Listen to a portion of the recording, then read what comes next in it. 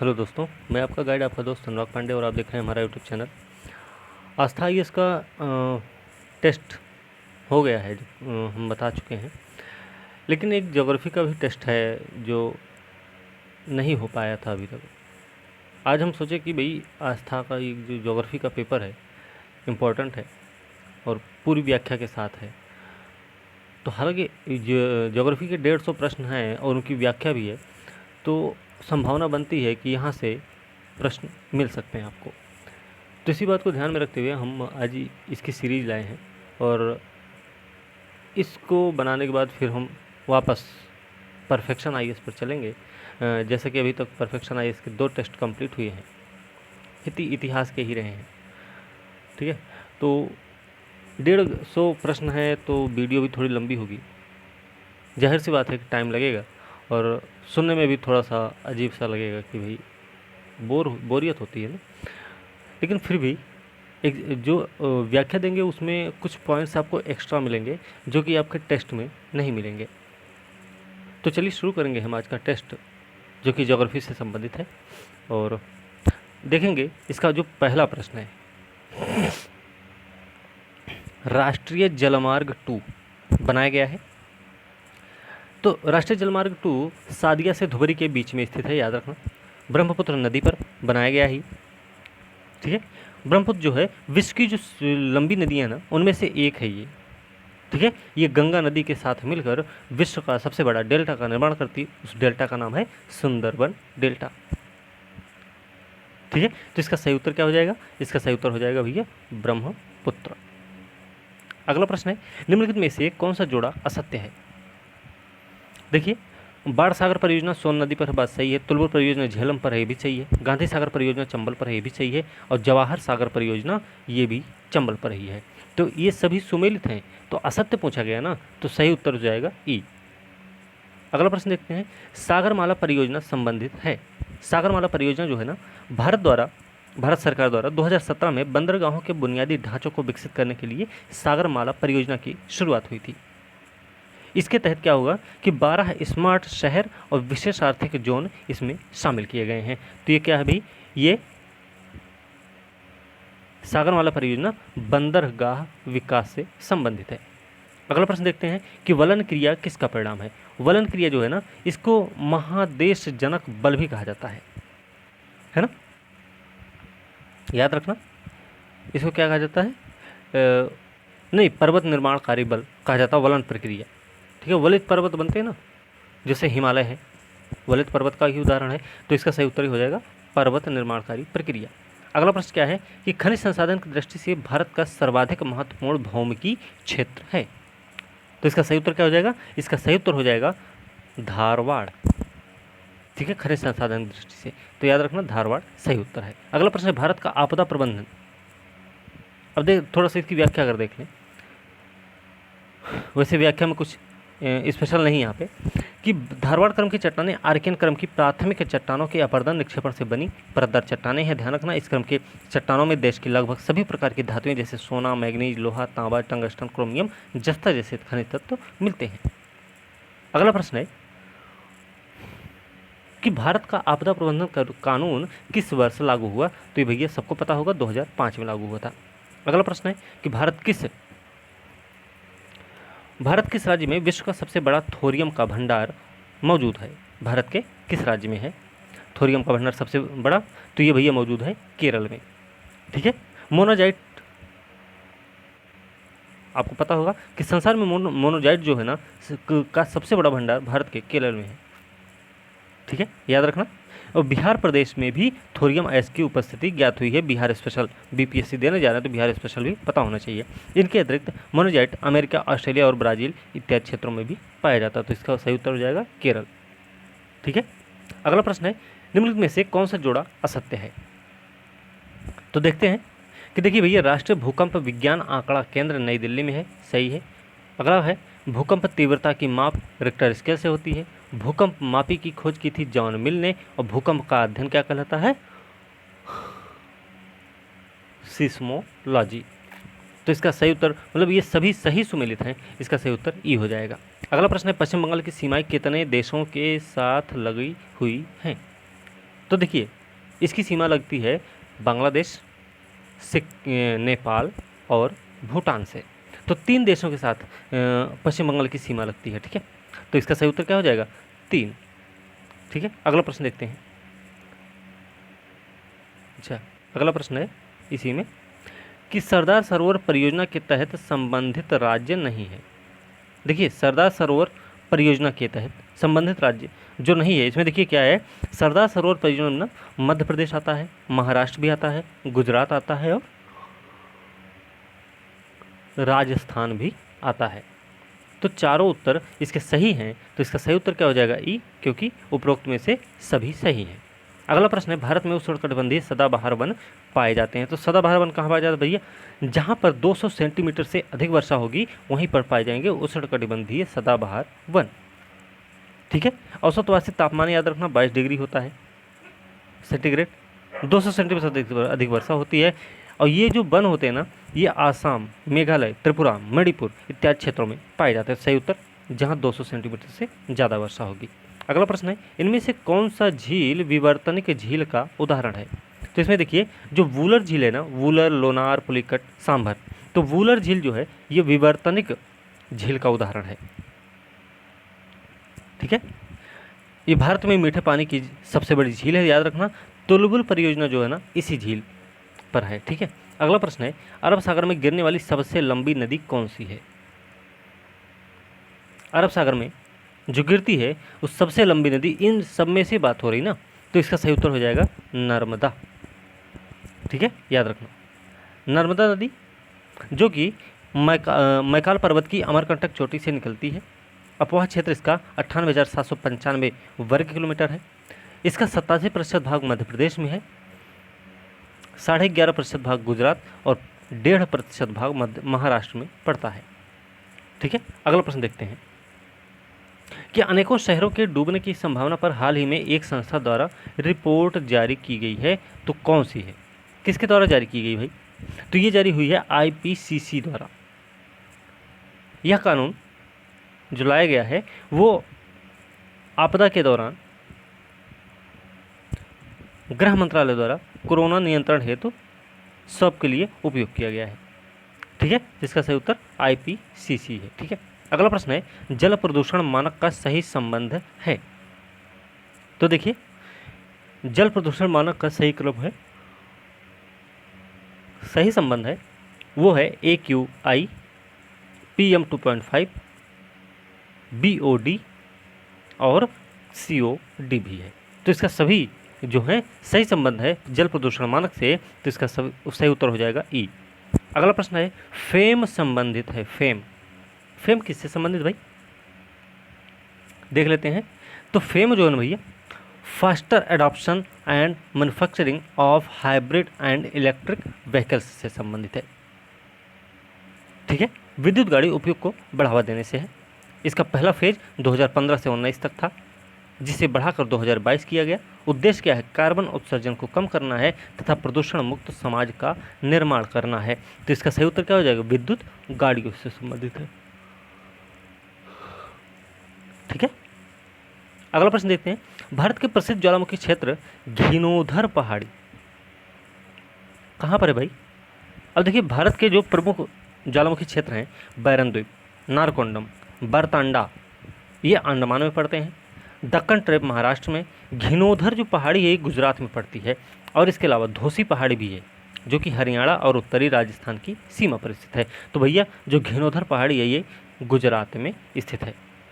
अगला प्रश्न है, भारत में सुनामी वार्निंग सेंटर है। तो भारत में सुनामी वार्निंग सेंटर कहाँ पे भाई? तो ये है हैदराबाद में, ठीक है, ये ध्यान रखना। 2007 से भारतीय सुनामी अग्रिम चेतावनी केंद्र कार्य कर रहा है। वर्तमान राष्ट्रीय महासागर सूचना सेवा केंद्र हैदराबाद के अंतर्गत हिंद महासागर क्षेत्र के लिए एक सुनामी वॉच प्रोवाइडर के रूप में सेवाएं दे रहा है, ठीक है। सही उत्तर डी हो जाएगा। आगे चलते हैं कि भारत को कितने भूकंपीय जोखिम अंचलों में विभाजित किया गया है? तो भारत को भाई 4 क्षेत्रों में बांटा गया है। देखिए भारत में भूकंपीय इतिहास मतलब बारंबारता और तीव्रता वाले क्षेत्रों के अध्ययन के आधार पर भारतीय मानक ब्यूरो ने भारत को 4 भूकंपीय क्षेत्रों में बांट रखा है। सिस्मिक जोन के आधार पर देखा जाए तो 5, 4, 3 और 2। सिस्मिक जोन 5 और 4 बहुत ही खतरनाक हैं और इसी में बिहार आता है। तो भैया 4 हैं और याद रखना किस में बिहार आता है, 5 और 4 में आता है। राष्ट्रीय डॉल्फिन अनुसंधान केंद्र कहाँ पर है ये, तो डॉल्फिन अनुसंधान केंद्र जो है ना ये बिहार में है। कहाँ पे, पटना में। तो ये स्पेशल भी याद रखना और वैसे भी याद रखना है। अगला प्रश्न है जनसंख्या घड़ी के अनुसार, जनसंख्या घड़ी के अनुसार वर्तमान में भारत की कुल जनसंख्या कितनी है भाई। तो कुल जनसंख्या है लगभग कितनी हो सकती है, ये है 139 करोड़। ठीक है, सही उत्तर इसका ये है। ओके, चलिए अगला प्रश्न देखते हैं। अगला प्रश्न है इसका कि किस राज्य में सबरीमाला स्थित है। सबरीमाला कहाँ भाई, फिर से एक मिनट, सबरीमाला कहाँ पे है, तो सबरीमाला भैया केरल में है। ठीक है, याद रखना। अगला प्रश्न है केरल में है। अगला प्रश्न है पारिस्थितिक संतुलन बनाए रखने के लिए भारत में वन क्षेत्र कितने अनुपात में होना चाहिए। तो भैया भारत में ही नहीं पूरे विश्व की बात है, ये 33.3% पर होना चाहिए, है ना। तो भाई पारिस्थितिक शास्त्र के अनुसार पर्यावरण संतुलन के लिए कम से कम 1/3 भूभाग का आच्छादन वनों से आवश्यक है। वर्तमान में भारत 23.8%, बिहार में 16.8% वन आच्छादित है। ठीक है, तो ये हमें ध्यान रखना है। चलिए अगला प्रश्न देखते हैं। इसका जो अगला प्रश्न है, नागरहोल नेशनल पार्क कहाँ है। तो नागरहोल नेशनल पार्क कहाँ है भाई, ये नागरहोल जो नेशनल पार्क है ना ये आपका पड़ता है कर्नाटक में। ठीक है, ध्यान रखना ये आपका कर्नाटक में पड़ेगा। ओके, चलिए अगला प्रश्न देखते हैं। इसका सही उत्तर हो जाएगा कर्नाटक। ओके, अगला प्रश्न देखते हैं। अगला प्रश्न है नागार्जुन सागर बांध कहाँ स्थित है। तो नागार्जुन सागर बांध जो है आंध्र प्रदेश के गुंटूर और तेलंगाना के नलगोंडा जिलों की सीमा पर नंदीकोंड ग्राम के पास में नागार्जुन सागर बांध स्थित है। तो कहाँ पे भाई, आंध्र प्रदेश और तेलंगाना की सीमा पर है। ठीक है, अगला प्रश्न देखते हैं कि भारत की सबसे लंबी रेल सुरंग कौन सी है। तो भारत की जो सबसे लंबी रेल सुरंग है वो है पीर पंजाल सुरंग। ध्यान रखना पीर पंजाल है। इसकी लंबाई कितनी है, 11.215 किलोमीटर और यह एशिया की तीसरी सबसे बड़ी लंबी सुरंग है, तीसरी सबसे लंबी सुरंग है। अगला प्रश्न है निम्नलिखित में से असत्य जोड़े की पहचान करनी हमको। तो देखिए जूट का सर्वाधिक उत्पादन पश्चिम बंगाल में होता, बात सही है। सबसे ज़्यादा कपास उत्पादक क्षेत्र है गुजरात, सबसे ज़्यादा चाय उत्पादक क्षेत्र है आसाम, लेकिन ऊन का सर्वाधिक उत्पादन कर्नाटक में नहीं होता है, ये होता है राजस्थान में। तो इसका सही उत्तर क्या हो जाएगा, असत्य बताना था ना, तो बी वाला गलत है। अगला प्रश्न है दुलहस्ती पावर स्टेशन, तो ये कहाँ पे भाई, दुलहस्ती पावर स्टेशन चिनाब नदी पर अवस्थित है। ध्यान रखना कि यहाँ 390 मेगावाट मतलब 3 × 130 मेगावाट मतलब 3 इकाइयाँ हैं इसकी। ठीक है, जल संचय वाली run of the river scheme है जो चिनाब नदी की जल विद्युत क्षमता का दोहन करती है। यह केंद्र शासित प्रदेश जो है जम्मू कश्मीर के किश्तवाड़ जिले में स्थित है। अगला प्रश्न देखते हैं। अगला प्रश्न है किस नदी का उद्गम स्थल भारत में नहीं है। देखिए सतलज का भी नहीं है, सतलज का नहीं है यहाँ पे, ठीक है ना। और इसके अलावा तो सतलज जो नदी है ना दक्षिण पश्चिम तिब्बत में समुद्र तल से 4600 मीटर की ऊंचाई पर इसका उद्गम मानसरोवर के निकट राक्षस ताल के पास है। इसका स्थानीय नाम है वहाँ पे लोंगचेन खम्बा। उत्तरी भारत में बहने वाली एक सदानेरा नदी है ये, इसका पौराणिक नाम है शतुद्री, जिसकी लंबाई है पंजाब में बहने वाली 5 नदियों में सबसे अधिक है और यहाँ पाकिस्तान में होकर बहती है। तो इसका सही उत्तर सतलज हो जाएगा। अगला प्रश्न है भारत की सर्वाधिक वर्षा मुख्यतः प्राप्त होती है। तो सबसे ज़्यादा वर्षा किससे मिलती है, ये मिलती है दक्षिण पश्चिम मानसून से मिलती है ना सबसे ज़्यादा वर्षा। दक्षिण पूर्वी मानसून से।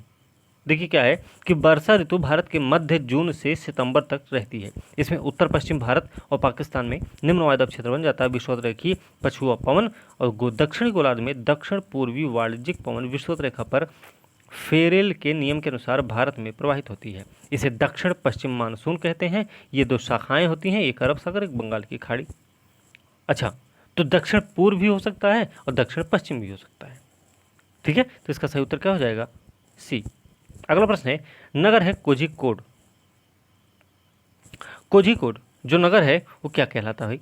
कोझिकोड दक्षिण भारत के केरल राज्य में अरब सागर के निकट, अरब सागर के दक्षिण पश्चिम तट पर स्थित है और यह बंदरगाह नगर है जिसे कालीकट के नाम से भी जाना जाता है। इसके पश्चिम में विस्तृत शांत अरब सागर फैला हुआ है और पूर्व में वायनाड की पहाड़ियाँ इसकी खूबसूरती में चार चांद लगाती हैं। तो कहाँ पर भाई नगर कोझिकोड? ये कालीकट कहलाता है। ठीक है, अगला प्रश्न है, निम्नलिखित में से किस भारतीय राज्य की सीमाएं भूटान राज्य के साथ नहीं मिलती हैं? तो अरुणाचल प्रदेश की तो मिलती है भूटान से, पश्चिम बंगाल की भी मिल रही है, सिक्किम की भी मिलती है, मेघालय की नहीं मिलती है। ठीक है, इसका याद रखना ये सब। और एक आसाम की भी सीमा मिलती है भूटान से। चलिए अगला प्रश्न है, दक्षिण गंगोत्री क्या है? दक्षिण गंगोत्री स्थित है अंटार्कटिका में। भारत का एक शोध केंद्र है। अंटार्कटिक पर भारत द्वारा पहला अनुसंधान अभियान 1981 में शुरू हुआ। 1993 में यहाँ पहले वैज्ञानिक केंद्र दक्षिण गंगोत्री की स्थापना हुई। इस महाद्वीप पर भारत ने अपना दूसरा अनुसंधान केंद्र मैत्री 89 में स्थापित किया। 6 दिसंबर 2007 को अंटार्कटिका अभियान पर रवाना किया गया 27वां अनुसंधान का दल अंटार्कटिका के लार्समैन हिल नामक स्थान पर भारत का तीसरा और नया केंद्र स्थापित करने के उद्देश्य से भेजा गया था 2007 में। तो उसका नाम क्या है? भारती है। ठीक है, तो ध्यान रखना अंटार्कटिका में है दक्षिण गंगोत्री। अगला प्रश्न है, भारत में कितने राज्यों की सीमाएं अंतर्राष्ट्रीय सीमा को स्पर्श नहीं करती हैं? कितने राज्यों की सीमाएं हैं? देखिए 18 राज्य अंतर्राष्ट्रीय सीमा को टच कर रहे हैं। पहले 17 हुआ करते थे कि अब क्या हुआ कि जम्मू कश्मीर लद्दाख को अलग अलग किया गया, तो इसलिए अब क्या हुआ, इस लिहाज से 18 राज्य हो गए। टोटल कितने भाई? 28 राज्य, 8 केंद्र शासित प्रदेश हैं। राज्यों की सीमा अगर पूछ रहे हैं तो इसमें तो 16 राज्य हो जाएंगे जो उस पे हैं। तो बच कितने रहे? 12 राज्य बच रहे हैं, 28 राज्य हैं और 2 केंद्र शासित प्रदेश लगे हुए हैं, बचे 6। तो कैसे हुए ये? 12 6 18 हो जाएंगे फिर। तो इसका सही उत्तर क्या हो जाएगा कि भारत में कितने राज्यों की सीमा अंतर्राष्ट्रीय सीमा को स्पर्श नहीं करती है? देखिए भारत के 20 राज्य स्थलरुद्ध राज्यों की श्रेणी में आते हैं। इनमें से 5 राज्य हरियाणा, छत्तीसगढ़, तेलंगाना, मध्य प्रदेश, झारखंड ऐसे राज्य हैं जिनकी सीमा अंतर्राष्ट्रीय सीमा को स्पर्श नहीं करती है। ठीक है, 20 राज्य हैं स्थलरुद्ध। ठीक है, तो इसका सही उत्तर हो जाएगा 5, अंतर्राष्ट्रीय सीमा को स्पर्श नहीं करते हैं। ओके, चलिए अगला प्रश्न है, इनमें से किस केंद्र शासित प्रदेश का विस्तार 3 राज्यों में है? केंद्र शासित प्रदेश का विस्तार है 3 राज्यों में भाई। तो पुडुचेरी है ना, केरल में भी है, तमिलनाडु में भी है, आंध्र प्रदेश में भी है ना? तो इसका सही उत्तर पुडुचेरी हो जाएगा। अगला प्रश्न है, निरपेक्ष आर्द्रता किसमें पाया जाता है? निरपेक्ष आर्द्रता की अगर हम बात करें तो याद रखना, वायु के प्रति आयतन के उपस्थित जलवाष्प की मात्रा को हम निरपेक्ष आर्द्रता बोलते हैं। ठीक है, इसे ग्राम प्रति घन मीटर में मापा जाता है। ताप तथा दाब परिवर्तन से निरपेक्ष आर्द्रता का मान बदल जाता है। क्यों? क्योंकि इसकी इकाई आयतन में उपस्थित जलवाष्प की मात्रा परिवर्तन हो जाती है। तो इसका सही उत्तर क्या हो जाएगा? ग्राम प्रति घन मीटर। ठीक है, सही उत्तर बी हो जाएगा। अगला प्रश्न है, लेटराइट मृदा किस समूह वाली मृदा का उदाहरण है? तो लेटराइट मृदा की बात कर रहे हैं यहाँ पे। तो इसका देखिए, लेटराइट मृदा जो है मंडलीय मृदा समूह का उदाहरण है, समूह वाली मृदा का उदाहरण है। मतलब क्या है, लाल मृदा और लेटराइट मृदा मंडलीय समूह वाली है। ICAR द्वारा वर्गीकृत मृदा समूहों में जलोढ़ मृदा, लाल पीली मृदा, पर्वतीय मृदा, लवणीय मृदा इत्यादि सम्मिलित है। तो इसका सही उत्तर हो जाएगा मंडलीय मृदा।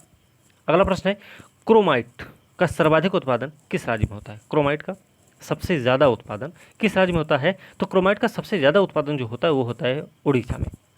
उड़ीसा का कटक और क्योंझर जिला है क्रोमाइट उत्पादन के लिए प्रसिद्ध। उड़ीसा के अलावा ये कर्नाटक के हासन जिले में भी पाया जाता है, तो उड़ीसा में सबसे ज़्यादा मिलेगा। ठीक है, अगला प्रश्न देखते हैं कि कैगा नाभिकीय ऊर्जा केंद्र, कैगा कर्नाटक में है ना, आप लोगों को पता होगा, बहुत आसान सा प्रश्न है। देश का 20वां परमाणु बिजली घर है भाई, कर्नाटक में है। ऊर्जा संयंत्र की स्थापना काली नदी के किनारे 2000 ईस्वी में, सन 2000 में की गई थी। तो कैगा कहाँ भाई? ये है कर्नाटक में। ठीक है, उत्तर प्रदेश में क्या है और महाराष्ट्र में क्या है, तमिलनाडु में क्या है? कलपक्कम भी कहीं है ना, कहीं पर नरोरा भी है ना, है ना भाई। ठीक है, चलिए अगला प्रश्न है, पोर्ट ब्लेयर।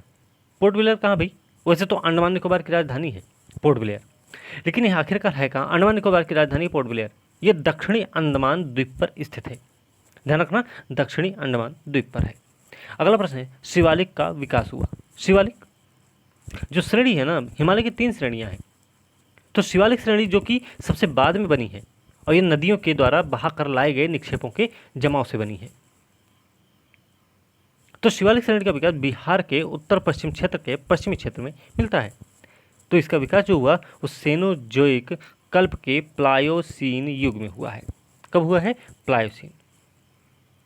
ठीक है, चलिए अगला प्रश्न है, घास के मैदान जो सही सुमेलित नहीं है, हमें बताना है। तो देखिए भैया, सवाना दक्षिण अफ्रीका में पाया जाता है, पंपाज अर्जेंटीना में है, डाउन है ऑस्ट्रेलिया और प्रेरीज है उत्तरी अमेरिका में। तो सभी सही सुमेलित हैं, इसलिए इसका उत्तर ई हो जाएगा। अगला प्रश्न है, 2020-21 में भारत से किस कृषि उत्पाद का सबसे अधिक निर्यात किया गया था? 2020-21 की बात बता रहे हैं। तो भारत का कृषि और संबद्ध उत्पादों का निर्यात 2020 में 17.34% से बढ़ के 41.25% हो गया। कुल कृषि संबंधी वस्तुओं के निर्यात में चावल का सबसे बड़ा योगदान 21.1% है, तो चावल सबसे ज़्यादा है। ठीक है, अगला प्रश्न है, सबसे अधिक बागवानी उत्पादक राज्य कौन सा है? सबसे अधिक बागवानी उत्पादक राज्य तो कौन सा भाई? ये है आपका उत्तर प्रदेश। अगला प्रश्न है, पश्चिमी यमुना नहर का निर्माण किस शासक ने करवाया था? कौन से शासक ने? ब्रिटिश ने करवाया, सल्तनत कालीन शासक, मुगल कालीन या भारत सरकार ने करवाया? तो भाई देखिए, इसका निर्माण सल्तनत कालीन शासन ने करवाया। पश्चिमी यमुना का निर्माण हुआ है तुगलक वंश के शासक रहे फिरोज शाह तुगलक ने करवाया था। याद रखना, पश्चिमी यमुना नहर का निर्माण, यह यमुना नदी के दाहिने किनारे पर ताजेवाला हरियाणा से निकाला गया है। सही उत्तर क्या हो जाएगा? सल्तनत काल, तुगलक वंश, फिरोज शाह तुगलक। अगला प्रश्न है, भाखड़ा नंगल परियोजना का विकास कब हुआ? देखिए, भाखड़ा नंगल जो परियोजना है ना, इसका विकास हुआ है 1948 में। ठीक है, याद रखना, ये पंजाब हरियाणा राजस्थान के लिए है, लेकिन कमांड एरिया की जब बात आ जाएगी ना, मुख्य रूप से तो ये पंजाब हरियाणा और राजस्थान के लिए है, लेकिन जब कमांड एरिया की को भी इसमें शामिल किया जाएगा भाखड़ा में, तो इसमें हिमाचल प्रदेश को भी शामिल किया जाएगा। ठीक है, चलिए अगला प्रश्न है, इनमें से कौन कौन सी नदियाँ तिब्बत से निकलकर भारतीय सीमा में प्रवेश करती हैं? तो भैया हमने बताया है कि सतलज है, ब्रह्मपुत्रा भी है और सिंधु भी है। तो ये तीनों नदियाँ तिब्बत से निकलती हैं, भारतीय सीमा में प्रवेश करती हैं। सही उत्तर ये हो जाएगा, एक से अधिक सही होगा। चलिए अगला प्रश्न देखते हैं कि इनमें से कौन सी चावल की किस्म नहीं है? देखिए, पद्मा है, जया है, हंसा है, ज्वाला नहीं है लेकिन। ठीक है, जमुना, करुणा, जया, कांची, जगन्नाथ, कृष्णा, कावेरी, विजया, पद्मा, अन्नपूर्णा, बाला, रत्ना चावल की किस्में हैं, जबकि ज्वाला, जड़िया, मरु, बहार ये सब क्या है? मोठ की प्रजातियां हैं भाई। तो ज्वाला जो है वो सही उत्तर हो जाएगा इसका। अगला प्रश्न क्या है, कोडाईकनाल किस पहाड़ी पर स्थित है भाई? कोडाईकनाल कौन सी पहाड़ी पर है? तो कोडाईकनाल ना तमिलनाडु के डिंडीगुल जिला में है और पलनी पहाड़ी पर स्थित है। याद रखना, डिंडीगुल के का ताला है ना, याद रखना। चलिए अगला प्रश्न है, दंडकारण्य क्षेत्र अवस्थित है। दंडकारण्य जो है उड़ीसा, छत्तीसगढ़, आंध्र प्रदेश के लगभग 90,000 वर्ग किलोमीटर क्षेत्र में फैला हुआ है। दंडकारण्य कहाँ है? उड़ीसा, छत्तीसगढ़, आंध्र प्रदेश में। तो देखिए यहाँ पे ए वाला सही होना चाहिए, है ना। लेकिन कैसे सही होगा? यहाँ पे उड़ीसा, छत्तीसगढ़ ही दिया गया है, तो इसका सही उत्तर ई हो जाएगा। याद रखना कौन कौन से राज्य में है। अगला प्रश्न है, जादूगुड़ा प्रसिद्ध है। जो जादूगुड़ा है ना, क्यों प्रसिद्ध है ये? जादूगुड़ा यूरेनियम के लिए प्रसिद्ध है। कहाँ पे है ये? वर्तमान में झारखंड के पूर्वी सिंहभूम जिले में है, और यहाँ से यूरेनियम उत्खनन होता है, तो यूरेनियम के लिए प्रसिद्ध है। अगला प्रश्न है, अरावली और विंध्य श्रृंखला के मध्य में कौन सा पठार स्थित है? तो भैया ये कौन सा है? इसमें मालवा का पठार आएगा। अरावली विंध्य श्रृंखला के मध्य में मालवा का पठार स्थित है। इसकी उत्तरी सीमा अरावली और दक्षिणी सीमा विंध्य श्रेणी, पूर्वी श्रेणी बुंदेलखंड पठार निर्धारित करता है। तो कौन सा है? मालवा पठार। अगला है, महाराष्ट्र में निम्नलिखित में से कौन सी एक फसल श्वेत स्वर्ण के नाम से जानी जाती है? श्वेत स्वर्ण के नाम से कपास को जाना जाता है भाई, इसमें कोई डाउट नहीं होना चाहिए। चलिए अगला प्रश्न देखते हैं कि निम्नलिखित में से केप कमोरिन के नाम से भी जाना जाता है। केप कमोरिन किसको जाना जाता है? यह है भैया कन्याकुमारी का दूसरा नाम।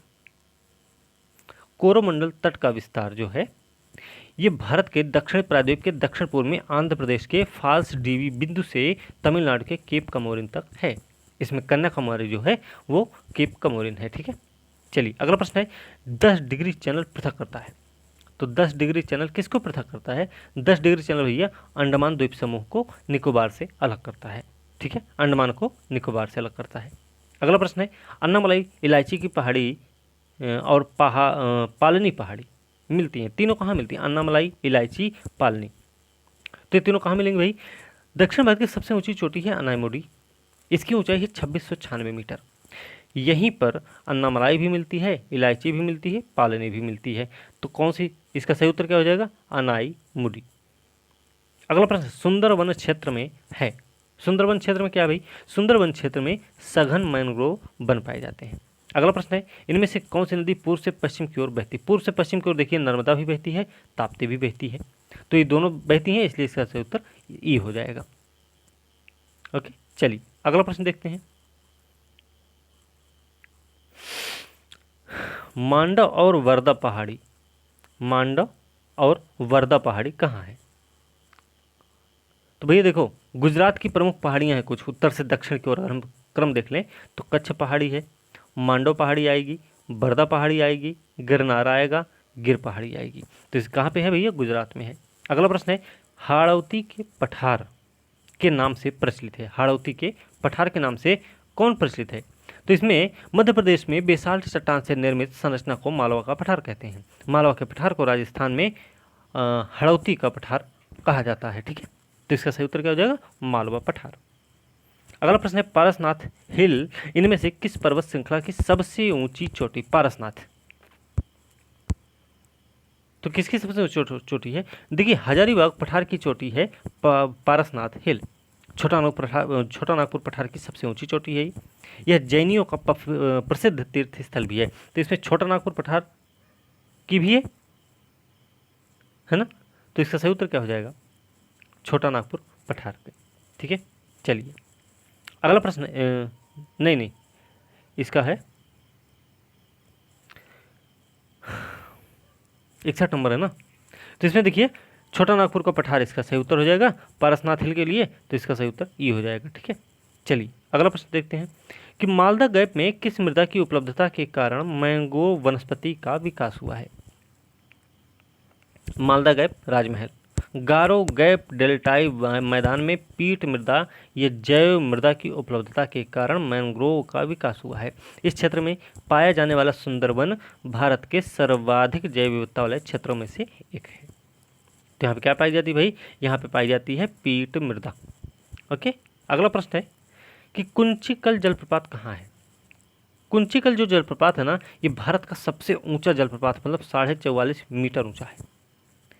शिमोगा जिला में है, कर्नाटक के, और नदी का नाम है वाराही नदी। वाराही नदी।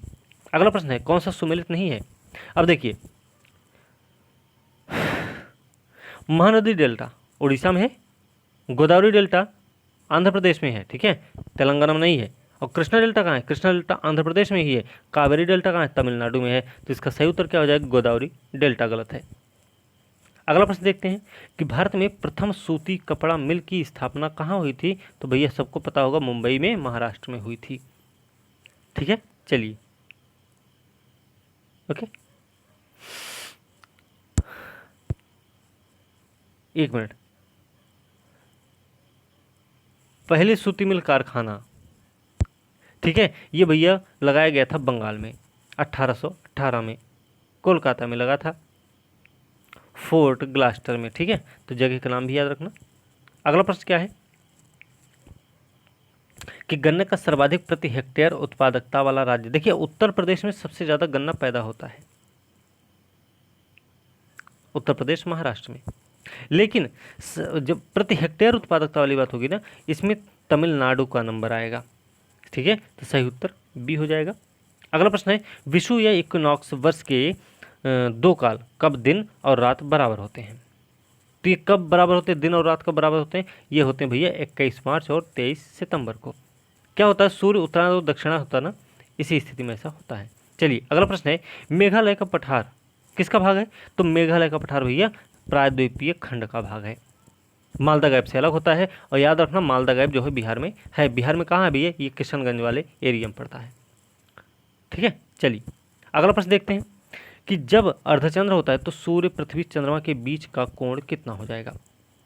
जब अर्धचंद्र होगा तो सूर्य पृथ्वी चंद्रमा के बीच का कोण होगा 90 डिग्री। अगला प्रश्न है प्रायद्वीपीय भारत की तटीय सीमा है, प्रायद्वीपीय भारत की तटीय सीमा 7516 किलोमीटर। टोटल की बात जब करेंगे तो 7516 हो जाएगा, वैसे 6100 किलोमीटर है, ठीक है। सही उत्तर सी हो जाएगा। अगला प्रश्न है वह दर्रा जो सर्वाधिक ऊंचाई पर स्थित है?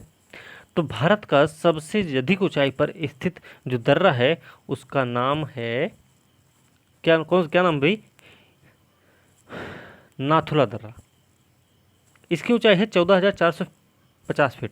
मोजला की ऊंचाई है 11,578 फीट, ठीक है। और रोहतांग का है 13,044 फीट, जबकि खैबर का है ये 3,510 फीट, ठीक है। तो सही उत्तर क्या हो जाएगा? नाथुला दर्रा। अगला प्रश्न है भारत के में तटीय प्रदेशों को कितने भागों में बांटा गया है? तटीय प्रदेशों को कितने भागों में बांटा गया? तटीय प्रदेशों को 5 भागों में बांटा गया। पश्चिमी तट के 3 भाग हैं और पूर्वी तट के 2 भाग हैं। पश्चिमी तट में अगर देखेंगे कोंकण तट, कन्नड़ तट, मालाबार तट। लेकिन जब पूर्वी भाग की बात करेंगे उत्तरी सरकार हो जाएगा और कोरोमंडल हो जाएगा। चलिए अगला प्रश्न देखते हैं, तो इसका सही उत्तर क्या हो जाएगा? 5 भागों में। अगला प्रश्न है leather city of the world बोला जाता है, किसको बोला जाता है leather city of the world? ये बोला जाता है भैया कानपुर को, ठीक है, उत्तर प्रदेश में स्थित है, याद रखना। अगला प्रश्न क्या है?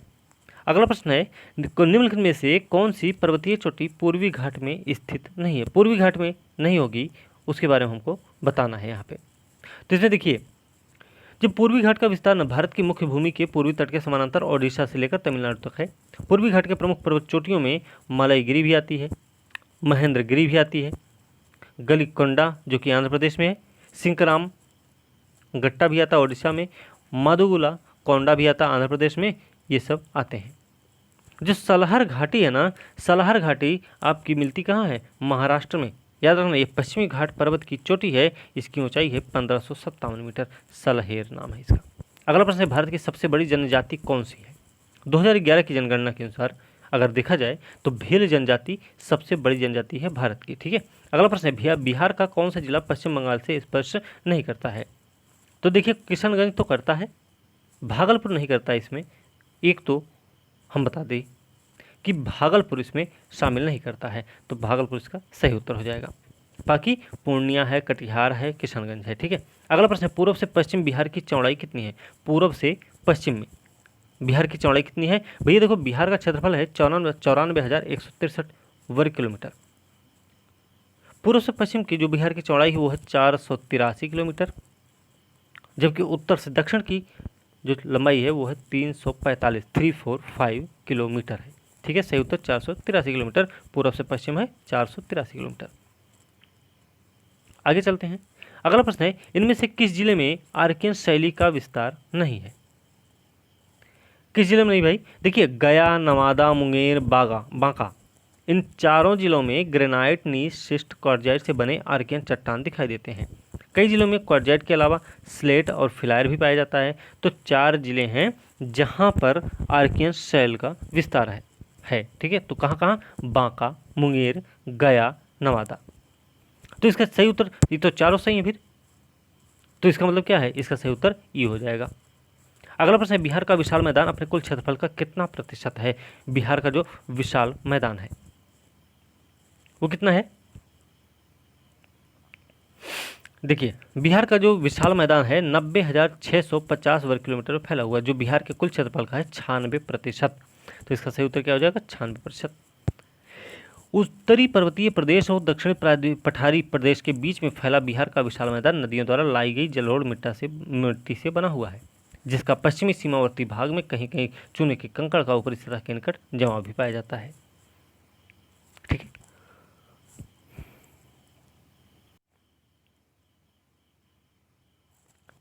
अगला प्रश्न है कि समुद्र तल से बिहार की औसत ऊंचाई कितनी है?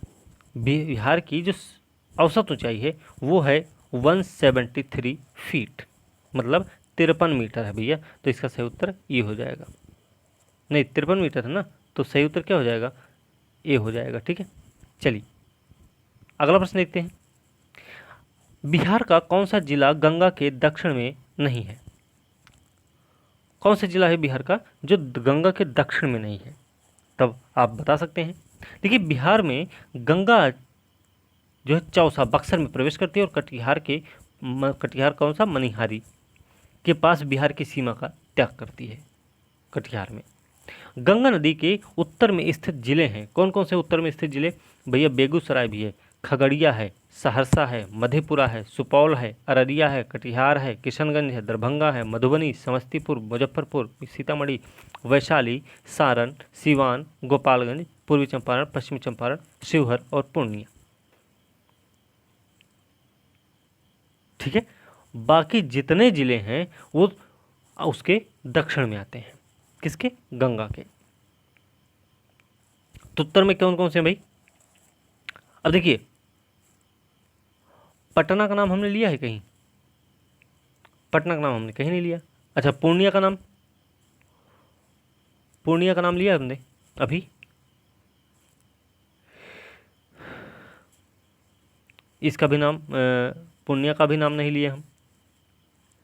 फिर बक्सर का नाम है कहीं? बक्सर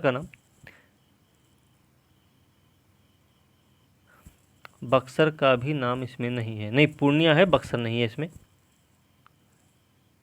ठीक है, तो देखिए, पटना और बक्सर।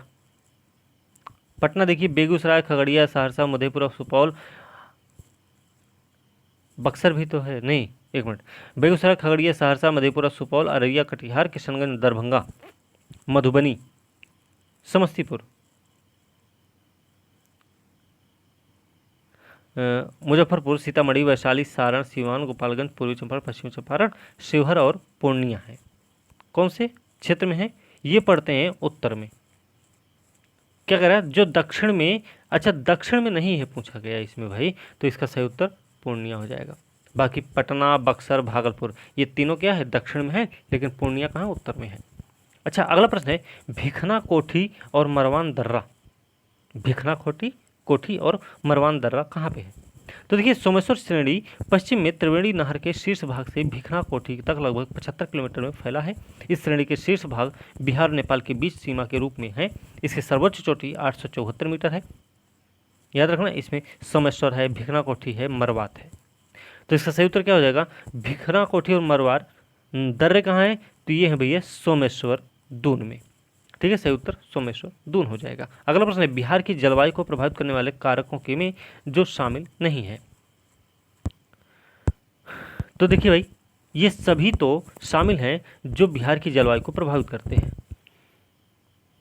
कौन कौन से हैं बिहार की जलवायु को प्रभावित करने वाले? याद रखना, यहाँ की जलवायु CWG और AW होता है थॉर्नवेट के अनुसार। अच्छा नहीं, कोपन के अनुसार है। अच्छा, थॉर्नवेट के अनुसार क्या है, CAW है। त्रिवार्था कहते हैं CAW है, ठीक है। अब देखिए इसमें हिमालय की स्थिति है, कर्क रेखा की स्थिति है, बंगाल की खाड़ी से निकटता, नॉर्वेस्टर, ये सभी जो है बिहार के जिले को जलवायु को प्रभावित करते हैं। सही उत्तर ये हो जाएगा। अगला प्रश्न है, बिहार में सबसे पूर्वी क्षेत्र में प्रवाहित होने वाली नदी कौन सी है? सबसे पूर्वी क्षेत्र में जो नदी प्रवाहित होती है उसका नाम क्या है? देखिए, अजय नदी जमुई जिले के बटनाड नामक स्थान से निकलती है। अजय नदी जमुई जिले के बटनाड नामक स्थान निकलती है, पूर्व पश्चिम और दक्षिण की दिशा की ओर प्रवाहित होती हुई पश्चिम बंगाल में प्रवेश करती है, अंततः गंगा में मिल जाती है। और इस नदी पर कई छोटे छोटे बांध बनाए गए हैं। इस नदी को अजयावती या अजमती भी कहा जाता है। तो नाम क्या है? अजय। अगला प्रश्न है, इनमें से कौन से जलकुंड बिहार में नहीं है? अच्छा, बिहार में कौन से जलकुंड नहीं भाई? अब देखिए, बिहार में जो जलकुंड है ना, 75 है, ठीक है। भरारी कुंड है, भीम बांध है, 75 भी है, भरारी कुंड है, भीम बांध भी है, ऋषि कुंड भी है। तो ये सभी बिहार में ही स्थित हैं, इसलिए बिहार से बाहर कोई नहीं, तो इसलिए सही उत्तर ये हो जाएगा। अगला प्रश्न है, गंगा बेसिन की सबसे बड़ी झील कौन सी? गंगा बेसिन की सबसे बड़ी नदी कौन सी है? तो इसका सही उत्तर हो जाएगा गंडक नदी। अगला प्रश्न है, बिहार पृथ्वी दिवस मनाया जाता है। बिहार पृथ्वी दिवस जो है भैया, ये 9 अगस्त को मनाया जाता है। बिहार पृथ्वी दिवस 9 अगस्त को मनाया जाता है। अगला प्रश्न क्या है कि एकल उपयोग वाले प्लास्टिक थर्मोकॉल से बनी कुछ वस्तुओं पर बिहार में कब से प्रतिबंध लगना है? कब से प्रतिबंध लगना है भाई? तो इसका सही उत्तर हो जाएगा 14 दिसंबर से लग गया, ठीक है। अगला प्रश्न है, भूतल पर कितनी नियतवाही पवनों की पेटियां पाई जाती हैं? तो भूतल पर भैया 6 नियतवाही पवनों की पेटियां मिलती हैं, ठीक है। अगला प्रश्न है, यूनाइटेड किंगडम के अंतर्गत कौन सा देश संचालित है अभी भी? तो इसका सही उत्तर हो जाएगा, अब देखिए, आइबेरिया है, प्रायद्वीप, जो स्पेन और पुर्तगाल में है। आइबेरिया कहाँ है? बिहार स्पेन और पुर्तगाल में है। बेनलक्स कहाँ है? बेल्जियम, नीदरलैंड, लग्जमबर्ग में है। ग्रेट ब्रिटेन में इंग्लैंड, स्कॉटलैंड और वेल्स आता है। तो यूके में संचालित करता है यूके, तो ये ग्रेट ब्रिटेन भी करेगा, ठीक है। इंग्लैंड भी होगा, वेल्स भी आएगा। तो इसका सही उत्तर क्या हो जाएगा? अच्छा, वो ग्रेट ब्रिटेन, यूके पूछा जा रहा, यूके में भैया ग्रेट ब्रिटेन आता है, उत्तरी आयरलैंड आता है, ठीक है। तो इसका सही उत्तर क्या हो जाएगा? ई हो जाएगा, है ना। अच्छा, ग्रेट ब्रिटेन में कौन कौन है? तो इंग्लैंड, स्कॉटलैंड, वेल्स, क्या याद रखना। और जब यूके की बात करेंगे तो वहाँ पे ये तीनों तो रहेंगे ही, साथ में रहेगा उत्तरी आयरलैंड भी। चलिए, अगला प्रश्न है, विश्व का सबसे लंबा रेल मार्ग कौन सा है? विश्व का सबसे लंबा रेल मार्ग कौन सा है भाई? तो विश्व का जो सबसे लंबा रेल मार्ग है ना, नाम उसका ट्रांस साइबेरियन रेल मार्ग। इसकी कुल लंबाई है 9289 किलोमीटर। यह रूस के सेंट पीटर्सबर्ग लेनिनग्राद को व्लादिवोस्टोक से जोड़ती है। ट्रांस साइबेरियन रेल मार्ग है। अगला प्रश्न है, दक्षिण अमेरिका की सबसे बड़ी नदी कौन सी है? तो सबसे बड़ी भैया अमेजन है, चाहे दक्षिण अमेरिका चाहे बोलो, चाहे विश्व की दूसरी सबसे बड़ी नदी बोल जो, ठीक है। तो इसका सही उत्तर क्या हो जाएगा? अमेजन। अगला प्रश्न है, न्यूजीलैंड प्रशांत महासागर में स्थित, देखिए अगला प्रश्न है,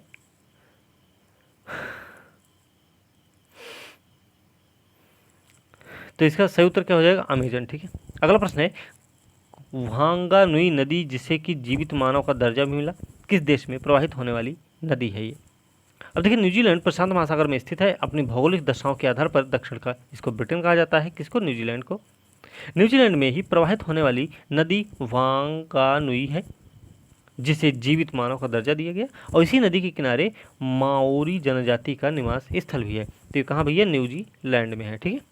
अगला प्रश्न देखते हैं, ऑस्ट्रेलिया के दक्षिण पूर्व में है, ऑस्ट्रेलिया की दक्षिण पूर्व में क्या है? ऑस्ट्रेलिया महाद्वीप का जो विस्तार है ना, पूरी तरह से दक्षिण गोलार्ध में, एशिया के दक्षिण पूर्व में है।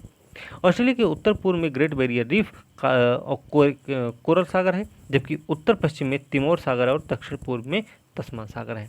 तो क्या पूछा गया भैया? दक्षिण पूर्व में है, तो क्या है? तस्मान सागर है। अगला प्रश्न है, जब पृथ्वी सूर्य के सबसे नजदीक होती है तो उस स्थिति को क्या कहते हैं? जब पृथ्वी सूर्य के सबसे नजदीक होगी तो उसको बोलेंगे उपसौर। पृथ्वी दीर्घवृत्ताकार कक्ष के सहारे सूर्य की परिक्रमा करती है, जिसके कारण सूर्य से पृथ्वी की दूरी में भी परिवर्तन होता है, और 3 जनवरी को पृथ्वी सूर्य के सबसे निकट होती है, और इसी को बोलते हैं उपसौर, ठीक है। सही उत्तर उपसौर हो जाएगा। अगला प्रश्न क्या है, वायुमंडल में जलवाष्प का कितना अनुपात है? वायुमंडल में उपस्थित जलवाष्प की मात्रा को आर्द्रता बोलते हैं। वायुमंडल के जलवाष्प का अनुपात है 0.4% तक पाया जाता है, 0.4% तक। अगला प्रश्न क्या है, चलिए अगला प्रश्न है, यहाँ भैया सुमेलित करना है। देखिए हवाएं हैं और देश का नाम दिया गया है, तो देख लेते हैं। इसमें देखिए ऑस्ट्रेलिया विली विली है, चीन में क्या है, टाइफून है, भारत में चक्रवात है, यूएसए में हरिकेन है। इसका सही उत्तर क्या हो जाएगा, बी हो जाएगा। ऑस्ट्रेलिया कहाँ है, विली विली, ऑस्ट्रेलिया में विली विली है, तो ए का दूसरा हो गया, तो ए का दूसरा एक ही ऑप्शन में सही हो गया। अगला प्रश्न है, इनमें से किस खनिज को हम मेटल ऑफ होप कहते हैं? भाई मेटल ऑफ होप बोलते हैं थोरियम को, याद रखना, नहीं थोरियम को नहीं, यूरेनियम को बोलते हैं मेटल ऑफ होप, ठीक है। यूरेनियम जो कि काले रंग की परमाणु खनिज है की प्राप्ति आर्कियन और धारवाड़ शैलों में होती है। यूरेनियम को ही मेटल ऑफ होप कहा जाता है। अगला प्रश्न है, पंबन द्वीप है, तो पंबन द्वीप कहाँ भाई? अब देखिए पंबन द्वीप ना आदम ब्रिज या राम सेतु का ही एक भाग है और ये भारत तथा श्रीलंका के मध्य अवस्थित है। और याद रखना जो पंबन द्वीप पर ही रामेश्वरम स्थित है और ये कहाँ है, मन्नार की खाड़ी में स्थित है। इसका सही उत्तर क्या हो जाएगा, भारत और श्रीलंका के मध्य में है पंबन द्वीप। अगला प्रश्न है, सर्वाधिक वायुदाब कहाँ होता है? सबसे ज़्यादा वायुदाब कहाँ होगा भाई? धरातली सतह सागर तल के प्रति इकाई क्षेत्रफल पर वायुमंडलीय की समस्त परतों द्वारा पड़ने वाले भार को वायुदाब बोलते हैं। अच्छा, सर्वाधिक वायुदाब सागर तल पर होता है। यहाँ 1 वर्ग सेंटीमीटर अनुप्रस्थ काट वाले वायुदाब स्तंभ का भार लगभग 1 kg होता है, 1034 ग्राम होता है। तो इसका सही उत्तर क्या हो जाएगा? इसका सही उत्तर हो जाएगा सागर तल में होता है सर्वाधिक वायुदाब। अगला प्रश्न, निम्नलिखित में से कौन सा जोड़ा सही नहीं है भाई? अब देखिए इसमें जैसे कुछ पवनें, जैसे लू कहाँ चलती है? उत्तरी भारत में चलती है ना, तो सही हो। तो लू उत्तरी भारत पाकिस्तान में चलती है। फोन कहाँ चलती? फोन आलपस वाले क्षेत्र में चलती, कौन लिखा गया है? तो क्या पूछा गया, सही सुमेलित नहीं है ना। अब देखिए मिस्टल कहाँ है? मिस्टल भैया राम नदी से भूमध्य सागर तक प्रवाहित होती है। तो एक और है, इसका नाम है लेवोटर। लेवोटर कहाँ है? ये स्पेन और फ्रांस में है, ठीक है। तो इसका सही उत्तर क्या हो जाएगा? मिस्ट्रल। ओके, अगला प्रश्न क्या है, घास के मैदान जो सही सुमेलित नहीं है वो बताना हमें। तो भैया देखो घास के मैदान में सवाना कहाँ पे मिलता है? दक्षिण अफ्रीका में। पंपास मिलता है अर्जेंटीना में। डाउन्स मिलते हैं ऑस्ट्रेलिया में और प्रेरी मिलते हैं उत्तरी अमेरिका में। इसका सही उत्तर है, सभी सही हैं इसलिए इसका उत्तर ई होगा। Leaning tower of Pisa, leaning tower of Pisa, जो पीसा की झुकी मीनार है वो कहाँ है? तो वो भैया कहाँ है? इटली में है, ठीक है। अगला प्रश्न देखते हैं, पेड़ की आयु का पता कैसे लगाया जाता है?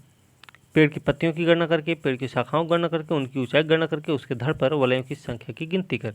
तो ये वाला प्रश्न कई बार पूछा गया, तो इसको थोड़ा सा ध्यान रखना। अगला प्रश्न है, कोपाक्वान पुलिन, कोपाक्वान पुलिन कहाँ है भाई? तो कोपाक्वान जो पुलिन है वो ब्राज़ील के नगर रियो डी जेनेरो के दक्षिण भाग में है। इस पुलिन की लंबाई है 4 किलोमीटर, ठीक है। तो कहाँ पे भैया? रियो डी जेनेरियो में है। अगला प्रश्न क्या है, निम्नलिखित में से कौन जापान का सबसे व्यस्त समुद्र पत्तन है? जापान का सबसे व्यस्त समुद्र पत्तन, अब देखिए इसमें सबसे व्यस्त है योकोहामा। अगला प्रश्न है, विश्व की सर्वाधिक लंबी पर्वत श्रृंखला एंडीज की लंबाई कितनी है? अब भैया एंडीज की लंबाई कितनी है? तो देखिए एंडीज की लंबाई विश्व की सबसे लंबी पर्वत श्रृंखला है एंडीज, और ये दक्षिण अमेरिका के पश्चिमी तट पर टेरा डेल फुगो से पनामा तक कितना है? 4700 मील है, ठीक है। अगला प्रश्न देखते हैं, संयुक्त राज्य अमेरिका के मध्य मैदानों पर चिनूक हवाओं का क्या प्रभाव होता है? चिनूक हवाओं का क्या प्रभाव होगा भाई? तो चिनूक प्रभाव रॉकी पर्वत के पूर्वी ढाल पर प्रभावित होती है। इसकी प्रकृति गर्म और शुष्क होती है। यह हवा जो है ना दक्षिण कोलोराडो के दक्षिण भाग से लेकर उत्तर में कनाडा के ब्रिटिश कोलंबिया तक प्रवाहित होती है। इसमें प्रवाहित होने से यूएसए के मैदानी भागों में जाड़े का तापमान क्या होता है? बढ़ जाता है। तो इसका सही उत्तर क्या हो जाएगा? जाड़े का तापमान बढ़ जाता है। अगला प्रश्न है, विश्व की सबसे बड़ी अवरोधक प्रवाल भित्ति कौन सी है? तो ये कहाँ है? ये भैया स्थित है ऑस्ट्रेलिया में। ऑस्ट्रेलिया में कहाँ है? ये उत्तर पूर्व के क्षेत्र में स्थित है। सही उत्तर ये हो जाएगा। अगला प्रश्न क्या है? मेडेंसीन रेखा किन दो देशों के मध्य खींची गई? मेडेंसीन ये कौन सा भाई?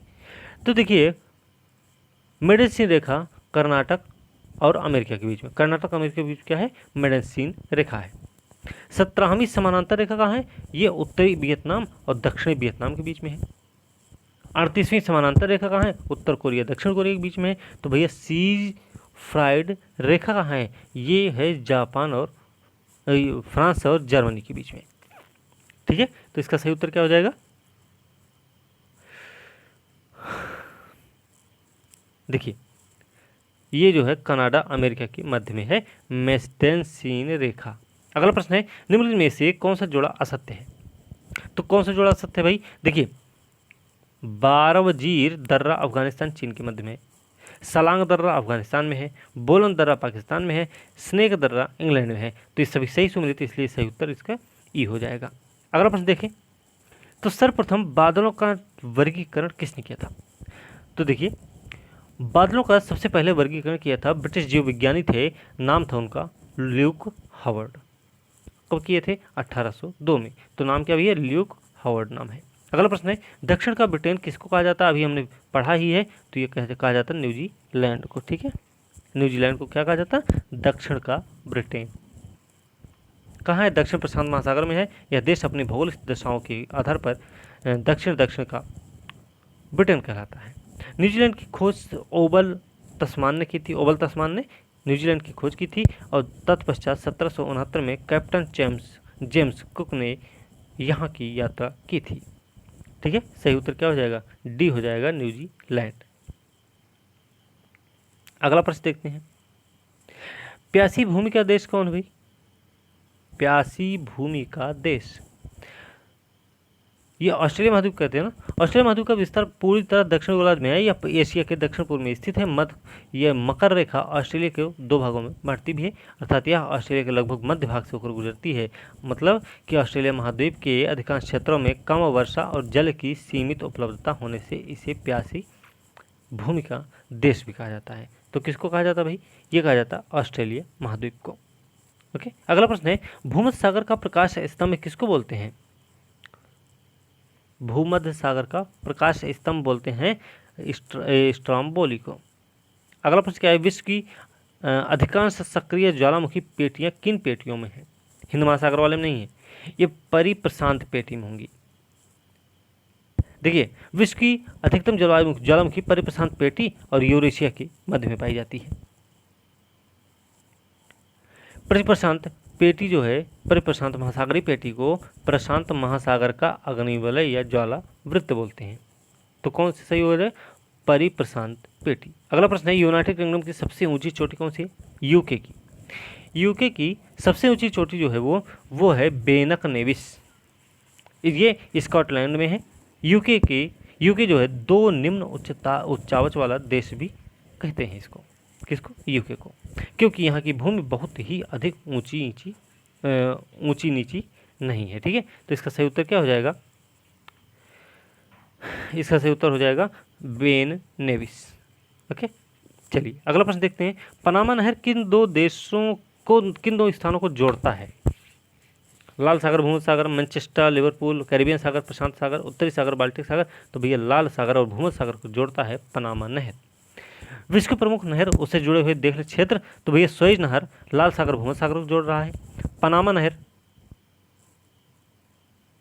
ठीक है,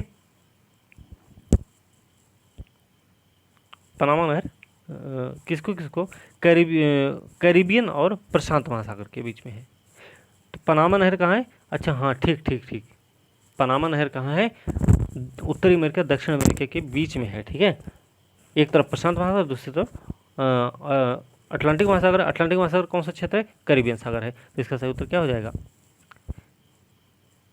सी हो जाएगा,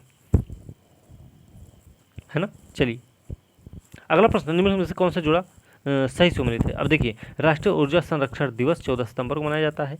विश्व प्रकृति दिवस मनाया जाता है 3 अक्टूबर को। ओजोन दिवस 16 सितंबर को और विश्व पर्यावरण दिवस 5 जून को मनाया जाता है। तो ये सभी का सुमेल सही है, इसलिए इसका उत्तर ई हो जाएगा। अगला प्रश्न है, विश्व में पहली बार संकर कपास विकसित करने का श्रेय किसको जाता है? तो ये भैया जाता है, हमने लिखवा रखा है, भारत को जाता है। अगला प्रश्न है, विश्व का सबसे ठंडा स्थल कहाँ है? तो विश्व का सबसे ठंडा स्थल है भरखोयांस। क्या आंसर है? ध्रुवीय क्षेत्र के इतर विश्व का न्यूनतम तापमान साइबेरिया -68 है। 6 फरवरी 1933 को रिकॉर्ड हुआ। अद्यतन रिकॉर्ड जून 2018 में जियोलॉजिकल रिसर्च लेटर्स में प्रकाशित एक अध्ययन के अनुसार पृथ्वी पर न्यूनतम तापमान मध्य अंटार्कटिका में है। ठीक है, मध्य अंटार्कटिका में है विश्व का सबसे ठंडा स्थान। तो क्या नाम है उसका? बरखोयांस की होता है ना। चलिए अगला प्रश्न है, निम्नलिखित में से किस क्षेत्र में भूमध्य सागरीय जलवायु प्रचलित नहीं है? तब देखिए, मध्य चिली केप टाउन दक्षिण अफ्रीका और एडिलेड ऑस्ट्रेलिया में भूमध्य सागरीय जलवायु पाई जाती है, जबकि पंपाज वाला क्षेत्र क्या है? उष्ण जलवायु का क्षेत्र है। तो पंपाज इसका सही उत्तर हो जाएगा। अगला प्रश्न देखते हैं, निम्नलिखित में से कौन मृदा से संबंधित है? देखिए, मृदा से जो संबंधित है ना, उसका नाम है इडेफिक। क्या होता है? मृदा संरक्षण और उसके घटकों को इडेफिक कहा जाता है, जो कि ग्रीक शब्द इडाफोस से बना है।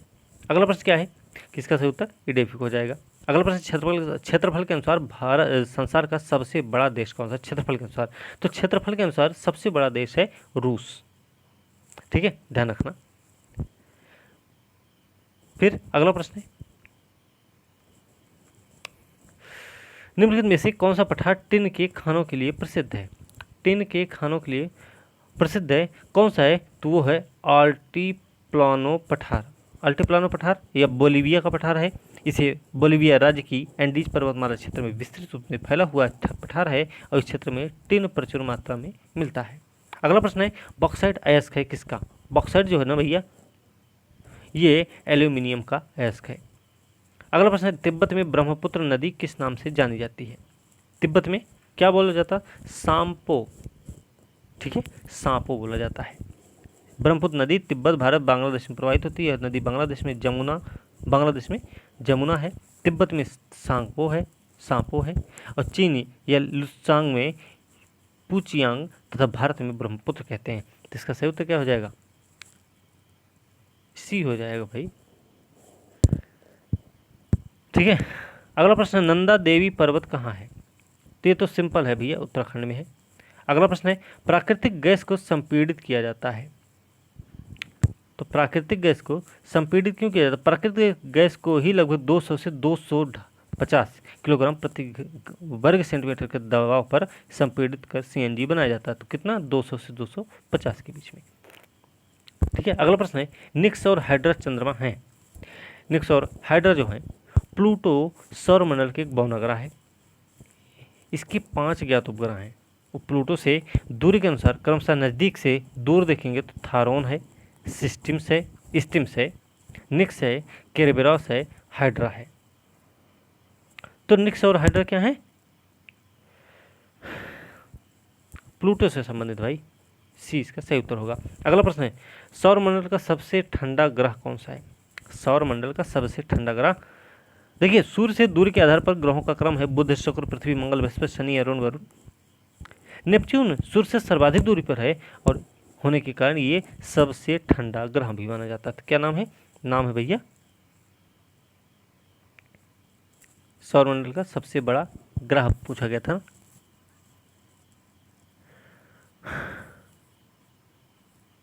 सौरमंडल सबसे ठंडा ग्रह हम पूछ रहे थे। अच्छा ठीक है, तो सबसे ठंडा ग्रह कौन सा है? इसमें है वरुण। अगला प्रश्न है, टाइटन सबसे बड़ा उपग्रह किसका है? टाइटन, जो टाइटन है ना, ये शनि सौरमंडल का दूसरा सबसे बड़ा ग्रह है। इसके उपग्रहों की संख्या है 62। टाइटन टाइटन जो है शनि का सबसे बड़ा उपग्रह है, जिसका व्यास है 5150 किलोमीटर। तो इसका सही उत्तर क्या हो जाएगा? शनि का है। अगला प्रश्न है, सूर्य के इर्द गिर्द एक परिक्रमा के लिए निम्न में से कौन सा एक ग्रह अधिकतम समय लेता है? अब देखिए, बुध, शुक्र, पृथ्वी तो लेंगे नहीं, बृहस्पति ले सकता है। ठीक है, इसमें अभी, ठीक है, सही उत्तर बी हो जाएगा। ओके, अगला प्रश्न क्या है कि पृथ्वी पर घने वन अधिकतर कहाँ मिलते हैं। अगर पृथ्वी पर घने वनों की बात करें तो भूमध्य रेखा के पास वर्ष भर क्या होता है, ऊंचा तापमान होता है, वर्षा भी होती है, तो वर्षा का इस जलवायु में उष्णकटिबंधीय चौड़ी पत्तियों के सदाबहार वन मिलते हैं। तो इसका सही उत्तर क्या हो जाएगा, भूमध्य रेखा के पास। अगला प्रश्न है, सामान्यतः फूटलूज उद्योग वो स्थापित किए जाते हैं।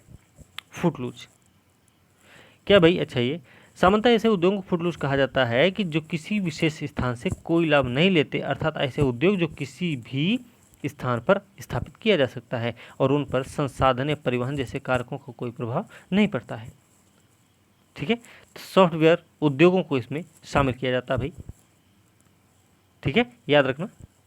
तो फूटलूज में कौन आता है, सॉफ्टवेयर उद्योग आता है। ठीक है, वैसे स्थान जहां पर संसाधन का अभाव हो, इसका सही उत्तर हो जाएगा। ओके, चलिए अगला प्रश्न देखते हैं कि जब अर्धचंद्र होता है तो सूर्य पृथ्वी में 90 डिग्री का ये रिपीट हो गया। अच्छा, मौसम बदलने का कारण क्या है भाई, मौसम बदलने का कारण क्या है, पृथ्वी का अपनी धुरी पर घूमना, ये तो नहीं है, दिन रात होता है इससे। पृथ्वी का सूर्य के चारों ओर चक्कर लगाना, ऋतुएं बदलती हैं।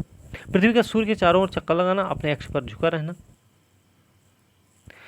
ये वाला है मौसम बदलने का कारण। सही उत्तर सी हो जाएगा। अगला प्रश्न है, इनमें से किस एशियाई क्षेत्र के सभी 6 देश सार्क के सदस्य देश हैं। सार्क के, जिसमें देखिए हिमालय के दक्षिण में मालदीव तक दक्षिण एशिया का देश है, यह सभी देश सार्क हैं। तो कौन सा है, दक्षिण एशिया। अगला प्रश्न है, अफगान भारत मैत्री बांध से कौन सा कथन सही है। इसका पुराना नाम है सलमा बांध, है ना, सही है, ये तो सही है ना। चलिए अगला है, इसमें 42 मेगावाट बिजली तैयार करने का लक्ष्य भी रखा गया, सही बात है। इस परियोजना को वेबकॉस लिमिटेड ने तैयार किया, भी सही है। यह बांध अफगानिस्तान के हैनान प्रांत में हरीरूर नदी पर भारत सरकार द्वारा तैयार किया गया है। ठीक है, अगला प्रश्न क्या है, माउंट एल्ब्रुस जो कि यूरोप की सबसे ऊंची चोटी है, माउंट एल्ब्रुस ये कहाँ पे है। देखिए, काकेशस पर्वत एशिया और यूरोप को अलग करता है। इसका विस्तार रूस, आर्मेनिया, जॉर्जिया, अजरबैजान में है। इसकी सबसे ऊंची चोटी है माउंट एल्ब्रुस तथा यह यूरोप की सबसे ऊंची चोटी है। तो कहाँ पे है ये, तो देखिए माउंट एल्ब्रुस जो कि यूरोप की सबसे ऊंची चोटी है, ये किस पर्वत पर स्थित है, तो ये है भैया कॉकेशस। ठीक है, मुंह में छाले पड़ गए, इसलिए थोड़ा सा समस्या हो रही है फिलहाल। अच्छा, अगला प्रश्न है, वोल्देस प्रायद्वीप स्थित है। वोल्देस प्रायद्वीप देखिए अर्जेंटीना में दक्षिण अमेरिका की सबसे ऊंची चोटी है एकांकागुआ। ठीक है, और सबसे नीचे स्थान है वोल्देस प्रायद्वीप, तो कहाँ पे है भैया, अर्जेंटीना में है, मतलब दक्षिण अमेरिका में है। ठीक है, अगला प्रश्न है, संचार उपग्रह वायुमंडल के किस स्तर में अवस्थित किए जाते हैं। संचार उपग्रह कहाँ अवस्थित होते होंगे, ये होते हैं भैया बहिर्मंडल में। अगला प्रश्न है, निम्नलिखित में से कौन सी पर्वतीय पर्वतीय चोटी पूर्वी घाट में अवस्थित नहीं है। ठीक है, इसका सही उत्तर क्या हो जाएगा। अब देखिए, पूर्वी घाट का जो विस्तार भारत की मुख्य भूमि के पूर्वी तट के समानांतर उड़ीसा से लेकर तमिलनाडु तक है। पूर्वी घाट के कुछ प्रमुख चोटियां रही हैं, जैसे मलयगिरी है, महेंद्रगिरी है, गली कौंडा है, सिंकराम गट्टा है, मादुगुला है, कौंडा, ये सब इसमें आते हैं। तो देखिए गलीकोंडा सलहेर नहीं नाम लिए ना, तो इसका सही उत्तर क्या हो जाएगा, सलहेर सही हो जाएगा। ओके, चलिए अगला प्रश्न है, सेंट्रल पैसिफिक रेल मार्ग कहाँ है भाई। देखिए सेंट्रल पैसिफिक रेल मार्ग है संयुक्त राज्य अमेरिका के पूर्वी तट पर न्यूयॉर्क में है, पश्चिम तट पर स्थित सैन फ्रांसिस्को से जोड़ता है। तो सेंट्रल पैसिफिक रेल मार्ग कहाँ है, तो ये भैया उत्तरी अमेरिका में। अगला प्रश्न है, इनमें से किस धातु को भविष्य की धातु की संज्ञा दी जाती है। भविष्य के धातु की संज्ञा, देखिए बॉक्साइट ना एल्यूमिनियम का अयस्क होता है, एल्यूमिनियम बहुउपयोगी होता है, एल्यूमिनियम को भविष्य की धातु की संज्ञा दी जाती है। तो बॉक्साइट, अगर बॉक्साइट नहीं तो एल्यूमिनियम होगा। तो इसमें कौन सा है, सही उत्तर हो जाएगा डी। अगला प्रश्न है, विश्व के प्रमुख औद्योगिक नगर और संबंधित उद्योगों में से कौन सा युग्म सही सुमेलित नहीं है। अब देखिए इसमें ओसाका कहाँ है, सूती वस्त्र लौह इस्पात के लिए प्रसिद्ध है। वेनिस अपने कांच उद्योग के लिए प्रसिद्ध है। मिलान जो है सिल्क वस्त्र उद्योग के लिए प्रसिद्ध है, और नागोया जो है जहाज निर्माण की सूती वस्त्र के लिए प्रसिद्ध है। ठीक है, तो इसका सही उत्तर क्या हो जाएगा? ई, क्योंकि सभी सही सुमेलित है। अगला प्रश्न है, अफगानिस्तान की सबसे बड़ी निर्याती समूह कौन सी है? अफगानिस्तान की सबसे बड़ी निर्यात समूह है पश्तून। ओके, अगला प्रश्न, किस कारण से दिन और रात होते हैं? पृथ्वी का क्या करती? पृथ्वी अपनी जगह पर घूमती है, इसीलिए ऐसा होता है। घूर्णन गति के कारण क्या होता है? दिन रात होते हैं, जबकि परिक्रमण गति के कारण मौसम परिवर्तन होता है। इसका सही उत्तर क्या हो जाएगा? इसका सही उत्तर हो जाएगा ए। अगला प्रश्न है, निम्न में से खरीफ की फसल कौन सी है? देखो भैया, गेहूं, जौ, सरसों तो नहीं है खरीफ की, ये तो तीनों रबी की हैं। तो भैया हो सकता है कि बाजरा जो है खरीफ की फसल हो, तो फिलहाल बाजरा ही सही है इसका। अगला प्रश्न, नासा के मानव रहित यान जूनो ने किस ग्रह का परीक्षण किया है? जूनो ने किया है, मानव रहित यान है जूनो का प्रक्षेपण बृहस्पति ग्रह के अध्ययन के लिए किया गया था। तो इसका सही उत्तर हो जाएगा बृहस्पति। तो भैया इसके भी 150 प्रश्न आज कंप्लीट हो गए हैं, हिंदी इंग्लिश दोनों में है। तो थोड़ा सा ध्यान रखना कि वीडियो के साथ पीडीएफ पढ़ लेंगे तो आपको याद हो जाएगा। तो अब अगली जो वीडियो होगी ना वो परफेक्शन आईएएस की होगी, और थोड़ा सा सही से करेंगे। तो इसी के साथ आज की वीडियो हम समाप्त करेंगे। अगली वीडियो के साथ कल मिलते हैं, तब तक के लिए धन्यवाद।